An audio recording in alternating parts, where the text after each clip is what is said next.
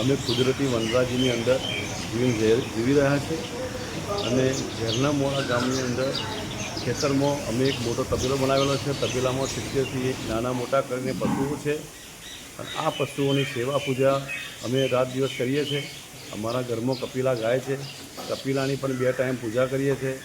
એને સ્નાન કરાવી, એના ચરણ કમળ ધોઈ, એને તિલક કરી, એને ખવડાવી નિસ્વાર્થ ભાવે સેવા કરીએ છીએ. અને આ તમામ ગાયોની અમે સેવા કરીએ અને આ સેવાની અંદર ગાયોનું છાણ અને ઝરણ બેવનો ઉપયોગ અમે ખેતીમાં કરીએ છીએ. એ ખેતીના ઉપયોગથી અમે પ્રાકૃતિક ખેતી કરી અને એ ખેતીથી અમે બાજરી, ઘઉં, મકાઈ પકવીએ છીએ અને એવું પ્રાકૃતિક ખેતીથી પાકેલું અનાજ અમે અમારા ઘર માટે વાપરીએ છીએ. અમારા મિત્ર વર્તુળમાં પણ જેને જરૂર હોય એને આપીએ છીએ.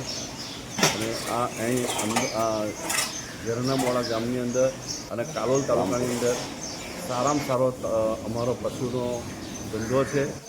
અમે આ છાણિયા ખાતરમાંથી અમે પશુઓ માટે જે અનાજ વત્તા જેનું ઘાસ કરીએ છીએ એ પણ ઓર્ગેનિક ઘાસ અમે આ ગાયોને ખવડાવીએ છીએ. અને આ ગાયોમાંથી મને દર વર્ષે 70થી 80 લાખ રૂપિયાની આવક થાય છે. એમાંથી અમે નાના મોટા ગરીબોને અને ધાર્મિક કાર્યક્રમ હોય, માતાજીને હોય, ભગવાનનો હોય, હનુમાનજીનો હોય અને અમે હિન્દુ ધર્મની અંદર સનાતન ધર્મમાં માનવાવાળા માણસો સત્ય સનાતન ધર્મ એ અમારો ધર્મ છે. આ ધર્મની મહત્ત્વથી ગાયોની સેવા કરી અને અમે અહીંયા આગળ સુખ શાંતિથી ગાયોની સેવાથી અમને સુખ ને સમૃદ્ધિ અને શાંતિથી જીવન જીવીએ છીએ. વિજયસિંહ મોહનસિંહ રાઠોડ, ઝરના મોવાડા.